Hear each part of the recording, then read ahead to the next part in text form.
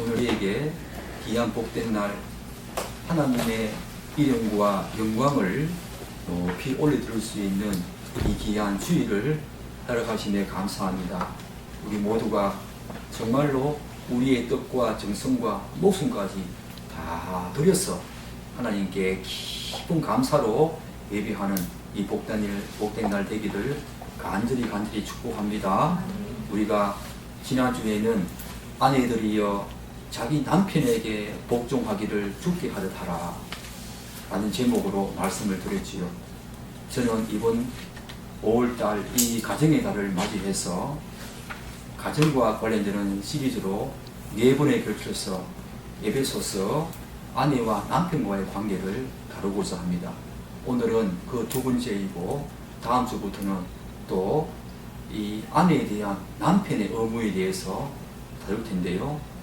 지난주에 살펴본 아내들이여 자기 남편에게 복종하기를 주께 하듯 하라. 이 말은 아내들이 주님께 복종하는 것과 같은 그런 똑같은 방식으로 남편들에게 복종하라. 그런 의미는 아니지요. 그것은 너무 지나친 해석이고 요구입니다. 예수 그리스도에 대한 신자들의 복종은 절대적이고 철저한 복종을 의미하지만 아내가 남편에게 복종하는 것은 절대적인 복종도 아니고 그렇게 할 수도 없지요. 왜 그렇습니까? 우리는 모두 예수 그리스도 그분의 종들이요 그분의 그 노예들이지만 노예들 그러니까 좀 지나치다라고 말씀하지만 사도 바울은 항상 그렇게 말하지 않습니까? 그래서 이 복종은 바로 그분 예수 그리스도의 종들이고 노예들인 그런 어떤 사람들이 하는 그런 철저한 복종 그리고 바로 절대적인 복종 그런 것을 의미하지 아내와 남편 사이의 복종은 그런 것이 아니지요. 종은 주인이 시키는 대로 다 해야 하는 존재지만 이 아내와 남편과의 관계는 그렇지 않지요. 성경은 아내를 남편을 돕는 배필로 삼으셨다라고 말하고 있지 않습니까? 그래서 아내들이여 자기 남편에게 복종하기를 주께 하듯 하라. 이 말은 아내들이 주님을 위해서 자원하는 마음과 기뻐하는 마음으로 그의 주대심을 인정하고 복종하듯이 남편들에게도 자원하는 마음으로 그의 주재권, 그의 주도권, 그의 영적 리더십을 반드시 인정하라는 것이지요. 왜냐하면 성경은 아내의 머리는 남편이라고 말하고 있기 때문입니다. 뿐만 아니라 아내가 남편의 이 주재권과 주도권과 리더십을 인정해서 복종하는 것은 주님을 향한 복종의 표현이자 의무의 일부분이고 궁극적으로는 그것이 바로 우리 주님을 기쁘시게 하는 그런 일이기 때문에 아내들이여 자기 남편에게 복종하기를 주께 하듯 하라 이렇게 말씀을 한다고 우리는 지난주에 배웠습니다. 오늘은 바울이 왜 아내들에게 남편에게 복종할 것을 주께 하듯 하라 라고 하는지 지난 시간에 잠깐 살펴보았지만 오늘은 그 이유를 좀 더 집중적으로 한번 살펴보고자 합니다. 우리 23절 다시 한번 읽겠습니다. 이는 남편이 아내의 머리됨이 그리스도께서 교회의 머리됨과 같음이니 그가 바로 몸의 구주시니라. 오늘 본문에서 바울은 그 이유를 뭐라고 말하고 있습니까? 남편이 아내의 머리됨이 그리스도께서 교회의 머리됨과 같다고 말하고 있습니다. 바울은 남편이 아내의 머리됨이 얼마나 중요한지 그리스도께서 교회의 머리됨으로 곧 이 말은 그리스도와 교회의 연합이라고 하는 그런 교리적인 접근으로 확장해서 설명하고 있다는 것입니다. 우리 여기에 한 번 더 놀라야 합니다. 남편과 아내의 관계가 얼마나 중요한지 남편이 아내의 머리됨이 얼마나 신비롭고 중요한지 그리스도와 교회의 연합이라고 하는 이 위대한 교리적인 접근으로 바울은 확장해서 이야기를 하고 있다는 것입니다. 우리는 바울의 이러한 논지를 결코 간과해서는 안 됩니다. 그래서 오늘은 남편이 아내의 머리됨에 대해서 좀 더 보충적으로 살펴본 후에 그리스도께서 교회의 머리됨으로 확장하여 설명하는 이 부분에 대해서 좀 더 집중적으로 한번 살펴보고자 합니다. 사랑하는 여러분, 남편이 아내의 머리됨에 대한 이유는 세 가지 이유입니다.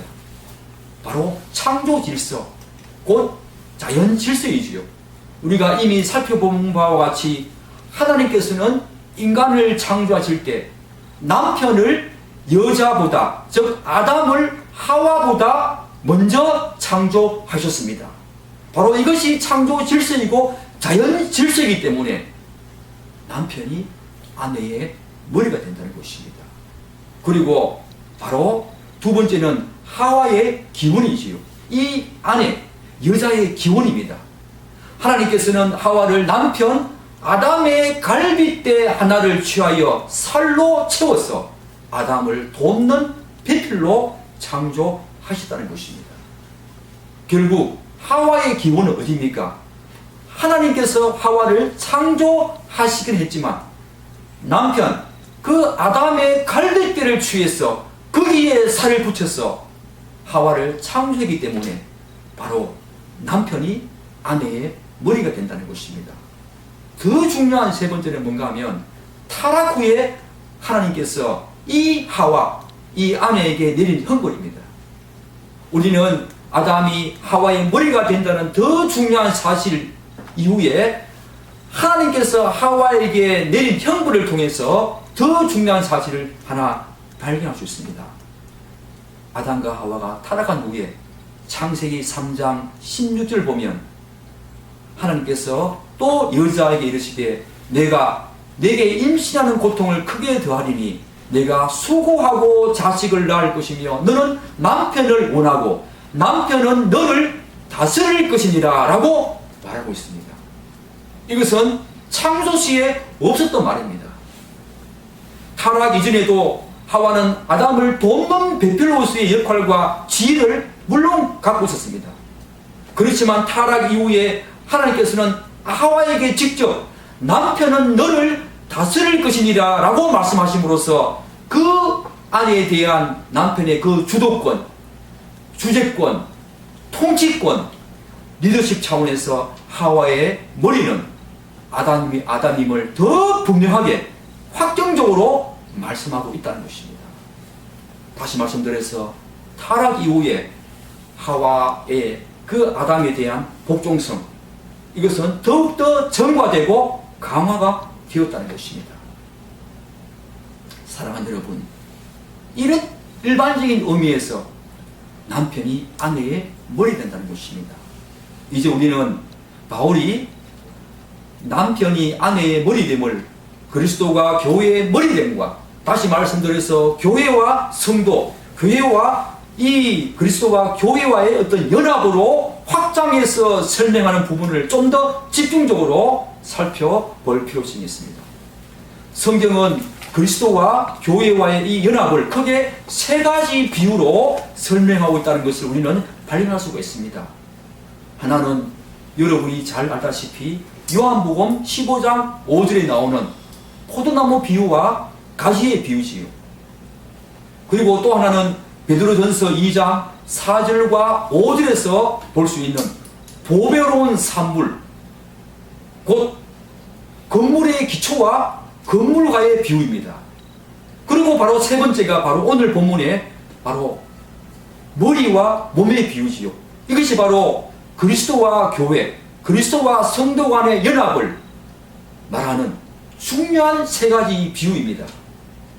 성경이 이렇게 한 가지만 그렇게 말해도 될 텐데 그리스도와 교회와의 이 연합에 대해서 이렇게 다양한 비유로 설명하고 있는 이유가 뭘까? 여러분들 그 이유가 뭘까요? 그 이유에 대해서 여러분 한번 생각해 보신 적이 있습니까? 저는 이렇게 생각합니다. 이 세 가지 비유의 초점은 조금씩 다릅니다. 그런 점에서 짐작할 수 있듯이 그리스도와 이 교회와 연합이 얼마나 신비로운지, 그리고 그 연합된 관계의 권리가 얼마나 다양한지를 여러 가지 비유를 통해서 드러내고 또한 강조하고 확증하고자 하고 있기 때문입니다. 그래서 그리스도와 교회와의 연합을 신비적 연합, 다시 말씀드려서 초자연적인 연합이라고 합니다. 그 이유는 이 연합은 우리가 이 세상에서 일반적으로 발견하거나 경험할 수 있는 그런 식의 자연적인 어떤 연합이 아니기 때문이지요. 여러분과 예수 그리스도, 여러분과 교회와의 이 연합은 신비적인 연합입니다. 정말 신비로운 연합입니다. 그리고 초자연적인 연합입니다. 좀 더 확장해서 말씀드리면 육체적인 연합이고 영적인 연합이고 생명적인 연합이고 거룩한 연합이고 유기적인 연합입니다. 이렇게 연합에 대한 초점은 다 다르지만 모두 다 초자연적인 연합이고 신비한 연합이라는 것입니다. 오늘 그 사도 바울이 이 그리스도와 교회와의 그 신비한 연합을 아내와 이 남편과의 연합으로 비유적으로 말하는 부분에서 이 아내와 남편과의 부부관계, 이 결혼관계가 얼마나 신비롭고 얼마나 중요한지를 우리는 알아야 합니다. 이것을 절대로 간과해서는 안 된다는 겁니다. 그렇다면 사랑하는 여러분, 바울은 이 남편의 머리됨을 설명하는데 왜 그리스도의 머리됨, 곧 그리스도와 교회의 연합이라고 하는 이 위대한 교리를 제시하면서 설명하고 있을까? 여기에 다시 한 번 더 바울의 위대성을 바라보게 됩니다. 그리고 제가 방금 말씀드린 것처럼 이 위대한 교리를 통해서 접근한다는 사실은 바로 남편과 아내와의 그 연합이, 그 부부와 결혼관계가 너무너무 신비롭고 너무너무 오묘하며 너무너무 중요하다는 것을 우리는 먼저 짚고 넘어가야 합니다. 여기에서 중요한 사실은 그리스도와 교회의 연합이 내포하고 있는 그 수많은 연합 가운데서 유기적인 연합을 통해서 남편과 이 아내의 관계, 남편의 머리됨과 아내의 몸됨을 설명하기 위해서입니다. 그 그리스도와 교회의 그 연합은 수많은 내용들을 담고 있지만 특별히 아내의 그에 대한 남편의 머리됨은 그 많은 연합들 가운데서 유기적인 연합에 대해서 설명하기 위해서가 아닙니다. 만약에 우리 몸을 구성하고 있는 각 지체가 머리의 통제를 받지 않는다면 우리는 아마 정상적인 삶을 영위할 수가 없을 것입니다. 여러분 그렇지 않습니까? 이를테면 몸이 머리의 통제와 제어를 벗어나서 단독으로 행동하려고 한다면 어떻게 되겠습니까? 비록 몸을 구성하고 있는 모든 각 지체가 완벽하게 다 갖추어져 있다 하더라도 전혀 머리의 통제를 받지 않은 채 팔은 팔대로 놀고 다리는 다리대로 놀고 각각의 지체가 그렇게 따로따로 분리되어서 논다면, 그렇게 기능한다면 그런 사람을 누가 정상적인 사람이라고 할 수 있겠습니까? 따라서 이 몸된 교회가 머리 대신 예수 그리스도를 배제한 채 자신의 뜻과 자신의 마음과 임의대로 행동하거나 판단한다면, 여러분과 제가 그렇게 판단하고 행동한다면 그것은 옳지 않을 뿐만 아니라 예수님을 제대로 믿고 섬기고 있다, 그런 것이 아니라고 말씀드릴 수 있겠지요. 이 지점에서 우리는 자신이 교회에 얼마나 오래 다녔던, 그리고 신앙의 경륜이 얼마나 됐던, 예수를 믿는다고 하면서 여전히 그런 식의, 다시 말씀드려서 예수님의 머리됨을 배제한 채 자신 임의대로 자신 생각과 판단과 뜻대로 그렇게 신앙생활을 하고 있다면 자기 자신에게 냉정하게 물어야 합니다. 뭘 물어야 합니까?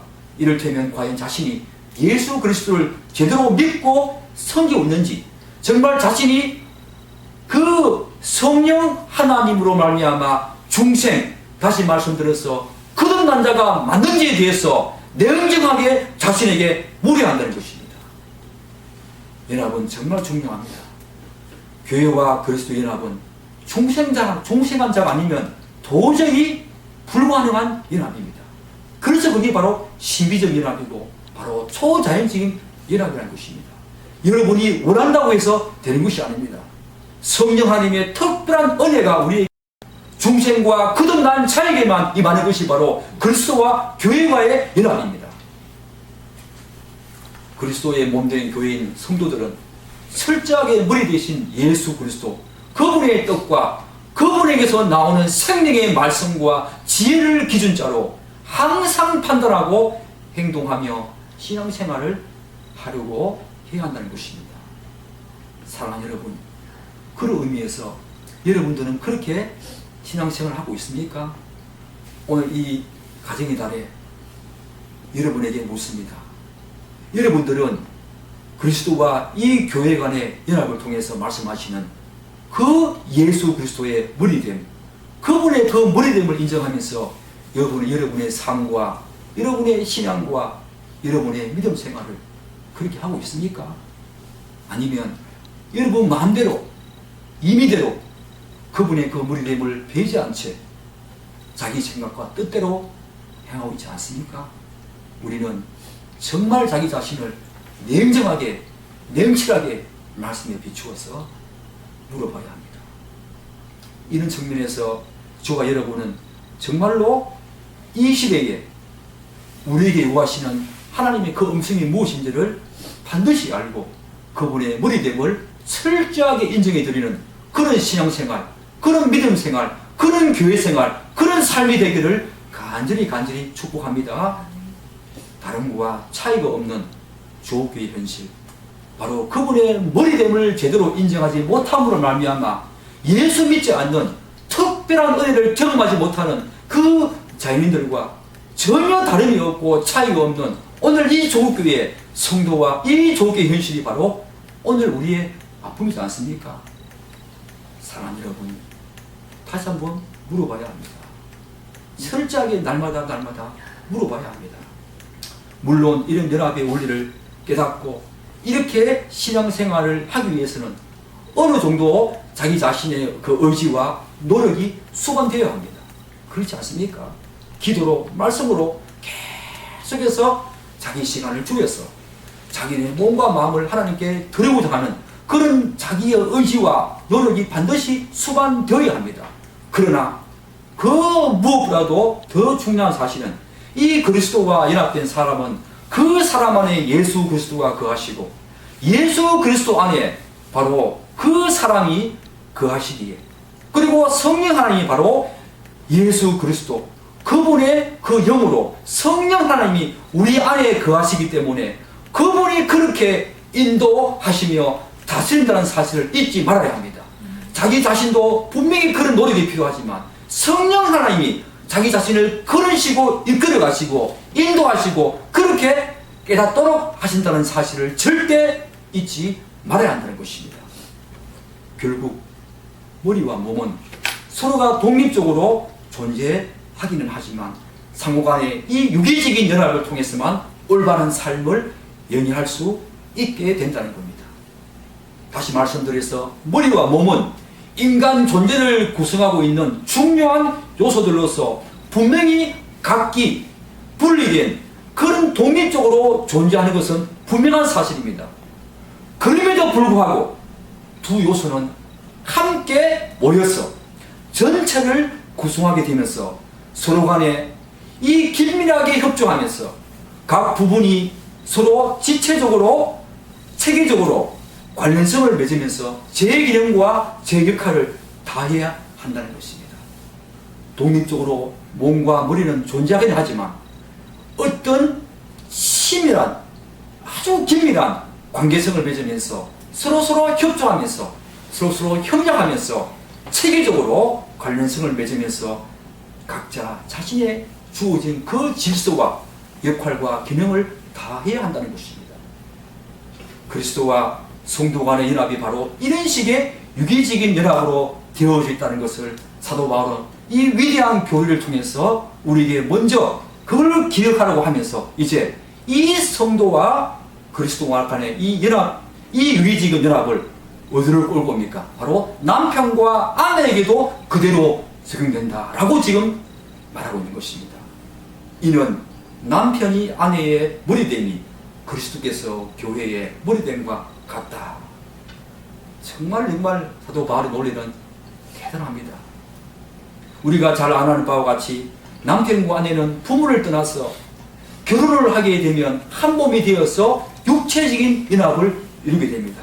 창세기 2장 24절은 이렇게 말하고 있지 않습니까? 이러므로 남자가 부모를 떠나 그의 아내와 합하여 둘이 한 몸을 이룰지로다. 이 남편과 아내가 결혼을 통해서 육체적인 연합이 이루어지는 순간에 남자와 여자와의 관계는 이 그리스도와 교회의 연합과 마찬가지로 유기적인 연합이 동시에 일어나게 됩니다. 다시 말씀드려서 우리가 예수 그리스도를 믿게 되면, 아니 성경은 창세전부터 하나님의 기쁘신 뜻대로 그분이 택한 사람은 예수 그리스도 안에서 모두 그리스도와 성도 간의 유기적인 연합이 일어난다고 성경은 말하고 있지 않습니까? 이를테면 그리스도는 몸된 교회의 머리가 된다는 것입니다. 마찬가지로 남편과 아내는 결혼을 통하여서 육체적인 연합을 이루는 순간 동시에 남편이 아내의 머리가 되는 이 유기적인 연합이 동시에 발생한다는 것입니다. 오늘 그 지점을 사도 바울이 강조하고 있고 그 지점을 지금 드러내고 있다는 것입니다. 이 말은 절대로 남편과 아내의 수평적인 관계를 부정한 것은 아닙니다. 단지 몸된 아내는 머리된 남편의 그 주재권과 주도권과 대표권을, 그 리더십을 인정하고 서로 하나님께서 부여하신 그 질서와 수평적 관계 안에서 동등한 사랑을 나누라는 것이지요. 남편과 아내가 유기적인 그런 연합을 이루게 되면 남편은 아내에게 책임 있는 행동을 해야 합니다. 그리고 아내 또한 남편에게 책임 있는 행동을 해야 합니다. 그 책임 있는 행동이 무엇인가 하면 남편은 바로 아내의 머리로서 그리스도가 몸된 교회를 위해서 자신의 몸을 주어서 사랑했듯이 아내를 자신의 몸을 사랑하듯 그렇게 사랑해야 합니다. 저는 자신이 없습니다. 이 말씀을 묵상하면서 과연 나는 사랑하는 아내에게 내 몸을 사랑하듯이 아내를 사랑하는가 한번 생각해 보았습니다. 앞으로 계속 그렇게 할 수 있도록 기대해 두시기 바랍니다.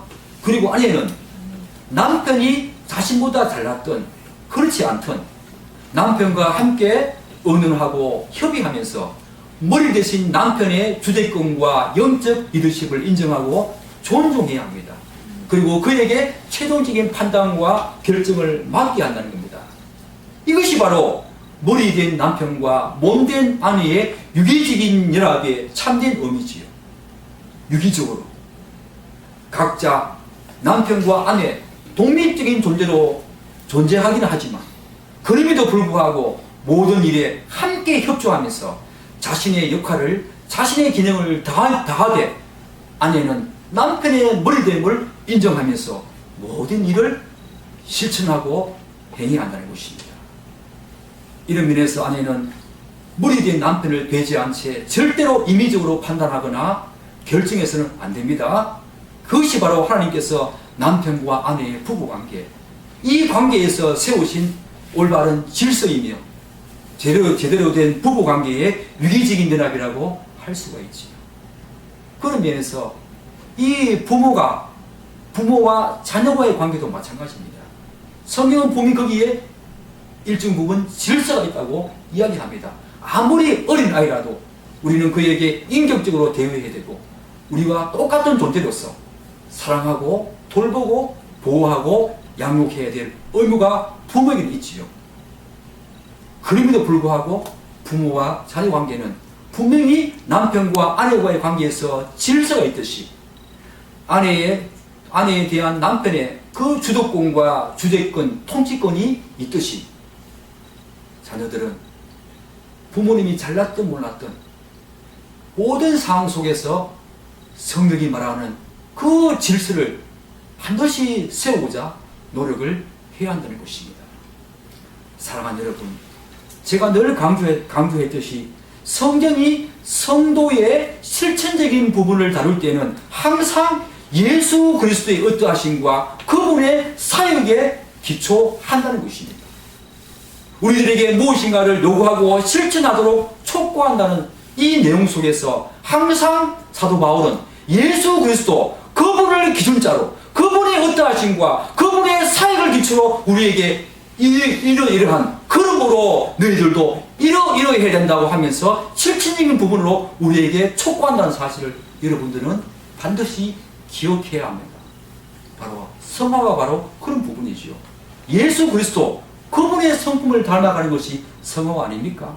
모든 실천적인 부분들은 이 성화와 관련되는 것이요. 남편과 아내의 이 관계에서도 우리는 상당 부분 성화가 되어가는 모습을 보게 됩니다. 가정에서 가장 많은 성화가 일어납니다.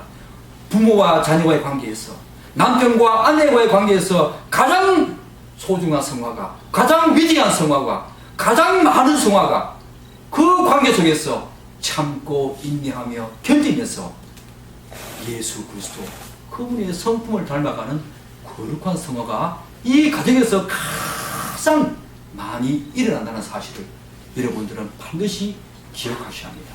그러므로 남편과 아내와의 관계는 바로 성화의 측면에서 아내의 머리대니 바로 남편이라고 하는 이 사실을 반드시 아내들은 기억해야 합니다. 사랑하는 여러분,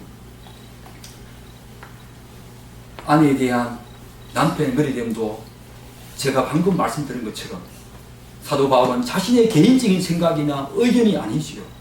철저하게 그리스도가 교회의 머리됨, 다시 말씀드려서 그리스도와 교회의 이 연합의 기초에서 바울은 우리들에게 지금 그렇게 권면하고 있는 것입니다. 고린도전서 12장 13절은 이렇게 말하고 있지 않습니까?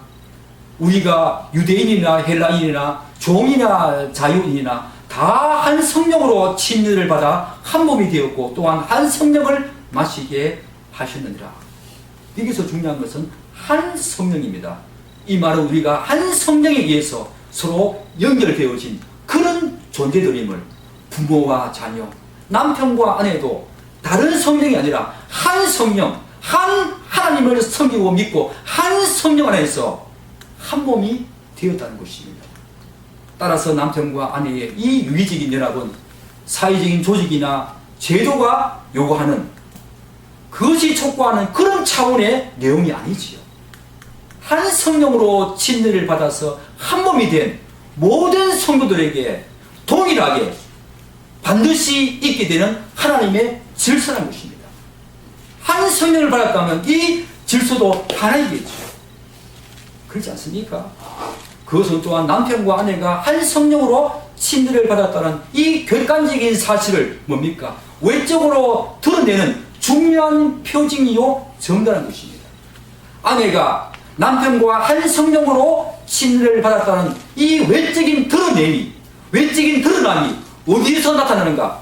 아내가 남편의 머리됨을 인정하고 그의 주도권과 그의 통치권과 그의 영적 리더십을 인정하는 거기에서 바로 아내가 남편과 함께 한 성령을 받았다는 외적인 증거가 그런 식으로 드러난다는 것입니다. 사랑하는 여러분, 우리의 믿음은 항상 두 가지 사실이 결합되어서 일어납니다.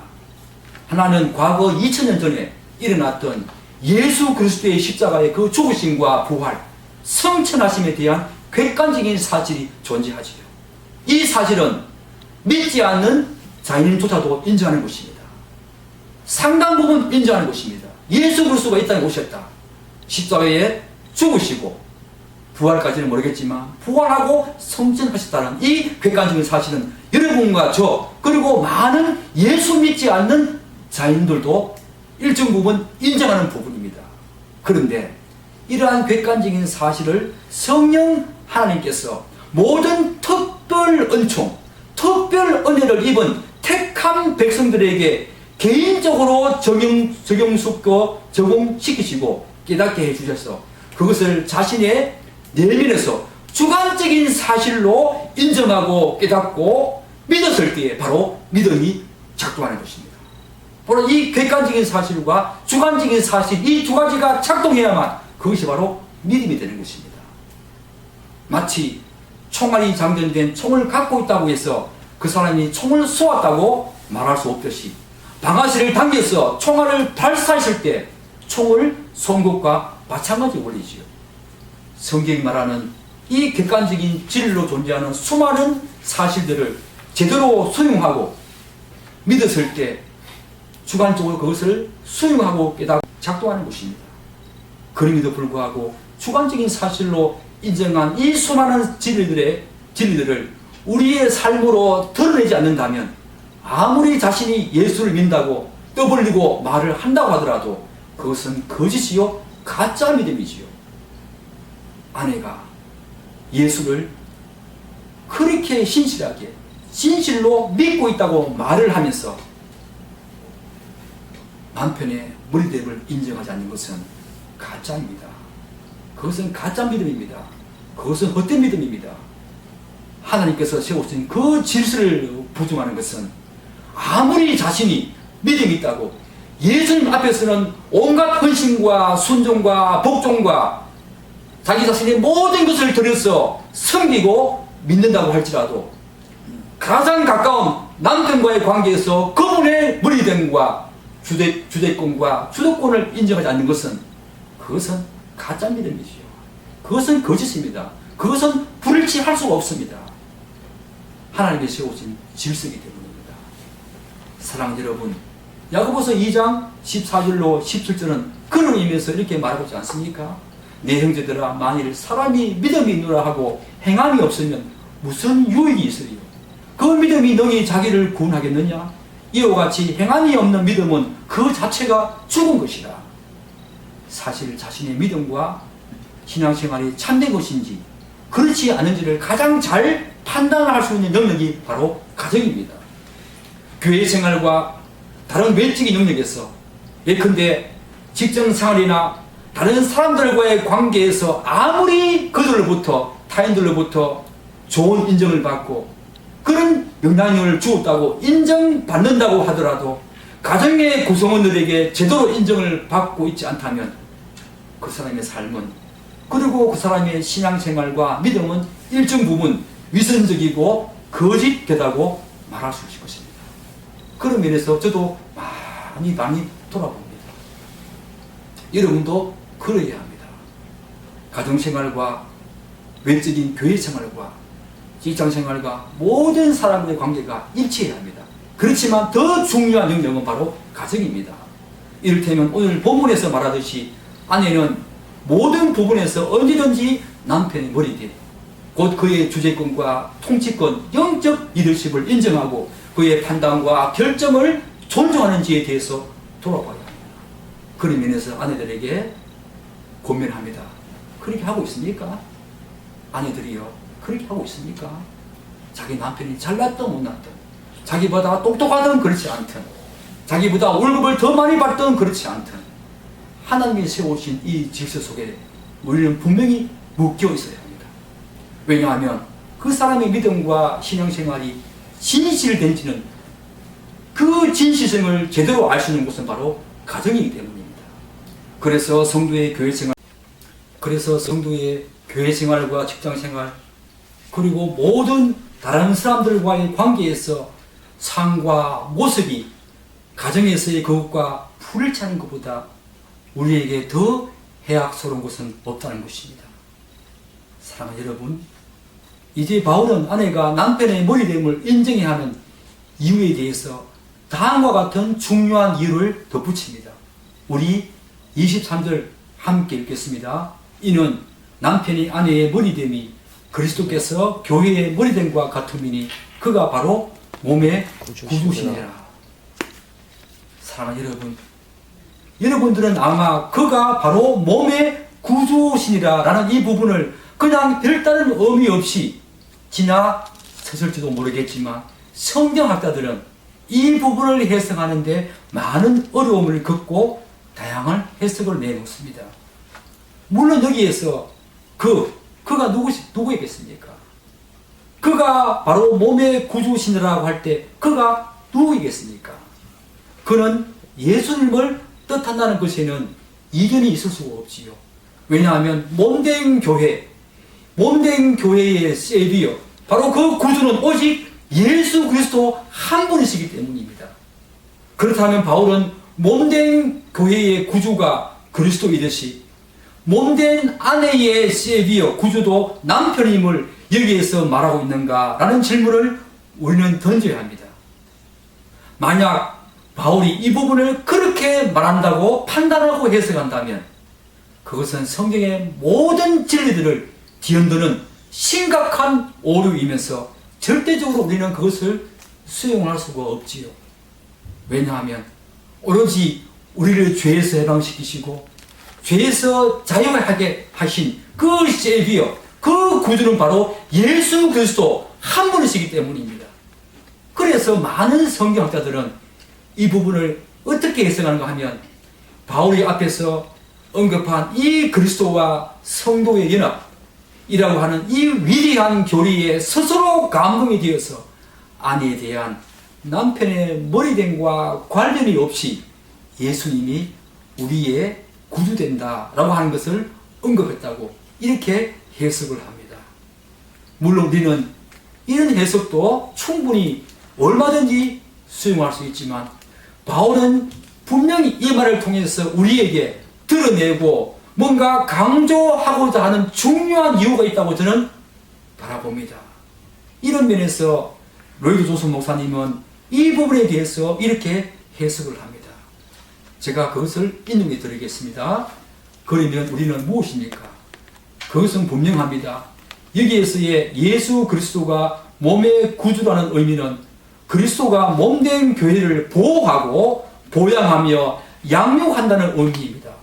이 구주라는 의미는 성경에서 그런 용례로 사용된다는 것 우리가 흔히 발견할 수 있다고 합니다. 마찬가지로 아내가 남편에게서 보호함과 보양과 양육을 받는 자라는 것이지요. 바로 이 몸된 교회, 바로 우리 예수 그리스도가 바로 그의 몸의 구주시라고 할 때 바로 이런 의미가 있듯이 바로 남편이 몸된 아내의 구주다라는 의미는 바로 남편도 아내를 보호하고 양육하고 또한 보살피고 보양하는 그런 관계에 있다라는 것입니다. 아내는 이 관계에서 그녀의 위치가 그렇다는 것을 인식해야 합니다. 남편은 보호자요 몸의 구주입니다. 그런즉 아내는 이 생각을 먼저 해야 하고 언제나 여기에 비추어서 행동해야 합니다. 라고 로이드 조선 목사님은 이 부분을 이렇게 해석합니다. 사랑하는 여러분, 결론적으로 바울은 이제 남편이 아내의 머리됨을 다시 한 번 더 반복하여 강조하면서 이 부분을 마무리합니다. 우리 24절 말씀 한 번 더 읽어보겠습니다. 그러므로 교회가 그리스도에게 하듯 아내들도 범사에 자기 남편에게 복종할지니라. 사랑하는 여러분, 지금까지 우리가 살펴본 대로 사도 바울은 아내에 대한 남편의 머리됨에 대해서 설명하기 위해서 저 위대한 그리스도와 교회의 연합, 그 대교리를 비유적으로 제시하고 있습니다. 그리고 난 후에 오늘 24절 말씀에 그러므로 라는 말을 통해서 다시 한 번 더 아내에 대한 남편의 머리됨과 복종에 대해서 22절의 내용을 반복하여 강조합니다. 그러므로 교회가 그리스도에게 하듯 아내들도 범사에 자기 남편에게 복종할지니라 라고 말하고 있습니다. 사도 바울은 22절과 달리 본문에서는 범사라는 말을 첨가함으로써 아내는 모든 일에서 기쁘든 슬프든 어렵든 쉽든 자신이 좋아하던 일이든 싫어하던 일이든 모든 범사에 남편을 자신의 머리됨으로 인정할 것을 촉구하고 있습니다. 이를테면 아내는 범사의 남편과 상의 없이 판단하거나 행동하지 말아야 한다는 것입니다. 남편보다 앞장서 나가지 말아야 한다는 것입니다. 이것은 올바른 결혼관계에서 너무나 중요한 원리입니다. 우리 주변에서 흔히 볼 수 있는 이 결혼관계, 부부관계의 깨어짐의 대부분은 바로 이런 성경적인 질서와 원리를 무시하고 제대로 깨닫지 못해서 발생을 한다는 겁니다. 너무 안타까운 것은 자녀인들은 그렇다고 치더라도 기독교 가정에서조차 이러한 질서와 원리가 깨어짐으로 말미암아 오늘 조국교회에 이런 아픔이 있다는 것은 너무너무 안타까운 현실이 아닐 수가 없습니다. 사랑하는 여러분, 성경은 남편과 아내는 서로 유기적인 연합을 통해서 부부관계를 영위해야 한다고 말하지요. 이때 상호간의 그 행동은 상호간의 깊은 관련성과 협조 아래에서 이루어지지만 어디까지나 아내에 대한 이 주재권과 영적 리더십, 주도권은 남편에게 속해 있다는 것을 성경은 분명히 하나의 질서와 원리로서 우리에게 촉구하고 있다는 것입니다. 이것은 아내가 남편보다 열등하거나 혹은 불평등한 위치에 있어서 그런 것이 아니라 남편과 아내에게 부여된 하나님께서 그들에게 부여한 고유한 질서이고 위치라는 것입니다. 성경은 남편은 아내를 보호하고 양육하고 사랑하고 돌봐주고 아내를 존귀 여겨야 한다고 말합니다. 오늘 본문에서 몸된 아내의 구주는 남편이라 이렇게 해석을 한 것처럼요. 그리고 아내는 남편이 자신의 머리됨을 깨닫고 그의 주도권과 주재권과 영적 리더십을 인정하면서 그를 지혜롭게 돕는 배필로서의 역할과 기능과 그런 자세로 살아야 한다는 것입니다. 이것을 제대로 깨닫고 살아가는 그런 아내는 1차적으로 자신과 남편을 기쁘게 가지죠. 그리고 한 걸음 더 나아가서 그것이 바로 주님을 기쁘시게 할 뿐 아니라 주님을 향한 자신의 그 믿음과 신앙의 그 진실됨과 정직됨과 참됨임을 그 남편의 머리됨을 인정하고 그를 존중함으로써 외적으로 드러내는 증거요 표징이라는 것입니다.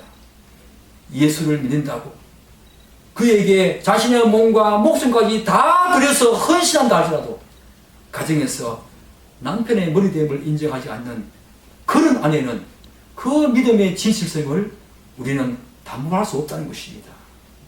사랑하는 여러분, 여러분의 가정과 저의 가정이 이런 복된 가정으로 세워지기를 간절히 축복합니다. 이 성경적인 원리와 질서가 바로 세워지는 조국교회, 조국사회가 되기를 간절히 축복합니다. 기도하겠습니다.